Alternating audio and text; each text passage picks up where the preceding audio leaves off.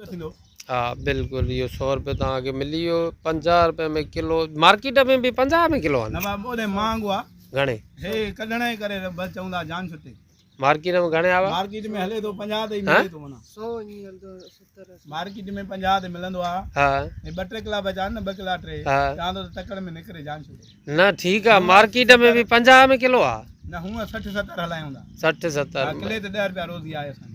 त तव्हां हिते माना जेको आहे तो इहो 50 में था हलायो हूअं बि सुबुह खां 50 में हलाया थी सुबुह 60-70 60-70 हाणे आख़िरी बचा आहिनि माना तॾहिं हा पोयों टाइम आहे न अच्छा ईअं सम्झ 2-3 किला आहिनि त वरी मिड़ई चऊं था जान छुटे ठीकु आहे ठीकु हूअं इहो मिले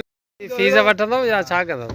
सही आहे भाऊ हा ठीकु आहे नालो छा आहे तव्हांजो कंहिंजो तव्हांजो इमरान नालो आहे हा भाऊ तव्हां बि वठो न फीस नहीं ऐसा होता है सुबुह घणा वधाई 2 किला 2 किला घणे था किलो 60 रुपए 60 रुपये था वाकई यार तुम्हारी ॻाल्हि सही निकिती काथों मथां आई 60 स्टान अथव सर उहे भला या हे सही आहिनि गाल सागी है हे यार इलाही फ्यूज़ आहिनि माना ख़ाली ख़ाली बि आहिनि तव्हां सां हिसाब न आहे करे तव्हां